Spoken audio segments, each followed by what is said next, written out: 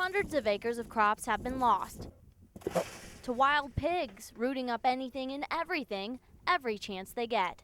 Farmers have tried in vain to eradicate the hogs from their farmland by any means necessary. Some have rented helicopters, hired hunters, set traps, and shot several themselves with little to no impact.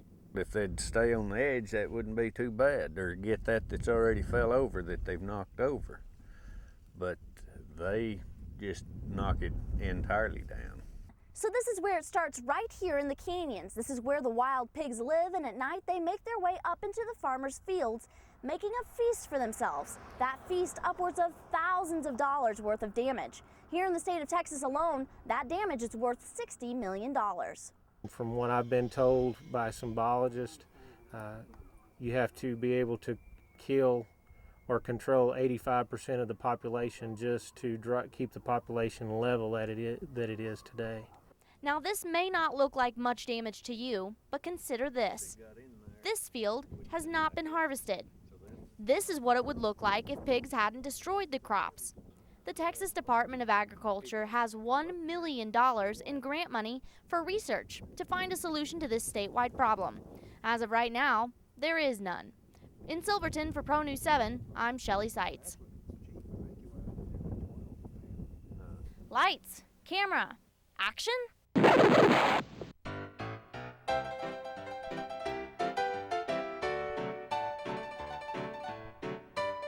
This does not seem like a normal day at school. Looks like things have gone a little topsy-turvy. According to these students, Mitch and Jay are at each other's throats, literally. Natasha Tamari reports. The women are taking over Pro News 7, and they've got attitude. Whatever, boy, you're tripping. We combined theater class and a lot of people from the various career classes here and had fun with the theater activity, but also one of the important skills for anyone is ability to communicate. And we laughed a lot and we messed up a lot, but in the end it came out really good, so I had fun. According to this class, it looks like we're going to be receiving weather requests each day. Tasty Tuesdays will overthrow the sports, and Angie Batten might just be reading other people's lines. You're not supposed to read that teleprompter line, just introduce Shelly. My bad. Also, we may be forcing the men off the set entirely.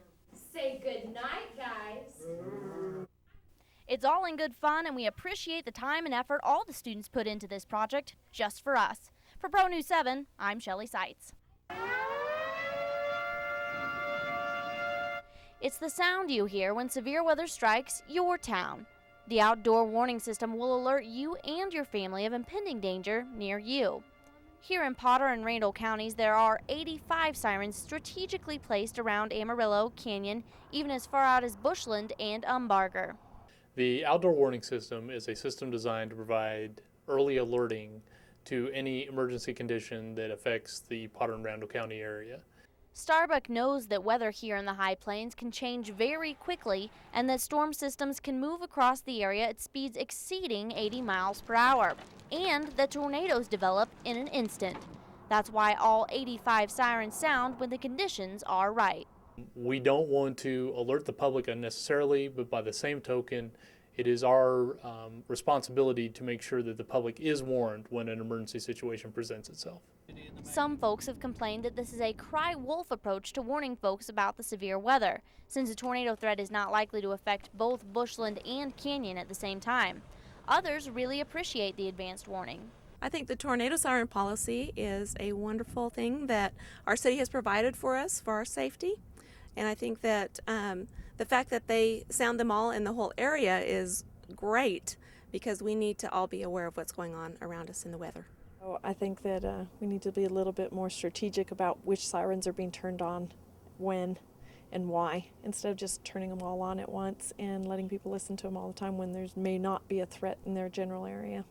Regardless, Starbuck explains the sirens are meant to be an early alert and tells us what folks should do when they hear the sirens. When they hear the sirens, they should go indoors immediately and tune in either to local television or radio or to the NOAA radio system to get additional information on what's going on. Whether you like the system or not, it is in place for the protection of you and your family. When you hear the siren, don't brush it off. Take precautionary actions, and as always, stay tuned to Pro News 7 for your severe weather coverage. For Storm Search 7, I'm meteorologist Shelly Seitz. The Old Farmer's Almanac is a 192-year-old publication that claims an accuracy rate of 80 to 85%. But this winter's forecast clashes with that of our own National Weather Service meteorologists here in the Panhandle. We're actually going to be looking at temperatures that are going to be above normal. We're expecting a 2-degree below normal temperature. Despite the contradiction, some folks put a lot of stock in the accuracy of the Old Farmer's Almanac. Well, we've been using it, I would say 35 years, and it's worked real good for us. We've always had decent crops, and I've always had a good garden, and it's just worked out real well for us. So why are the predictions exactly opposite when both parties claim to use similar methods of forecasting? National Weather Service meteorologist Jose Garcia weighs in. It's probably pretty accurate, but you have to also look at the area it covers. When you look at what it's forecasting for the Texas Panhandle, it actually is a forecast that runs from the Canadian border all the way to the Texas Panhandle, so it's a pretty broad area. The Old Farmer's Almanac editor Janice Stillman says their forecaster uses another non-traditional tool to determine the forecast for the next season. We're just one of a number of sources that do believe that the sun influences the climate on Earth. So whether you go with the Old Farmer's Almanac on one hand or the National Weather Service on the other hand, one thing's for certain. We are going to have a 100% chance of weather this summer. For Pro News 7, I'm Shelly Seitz.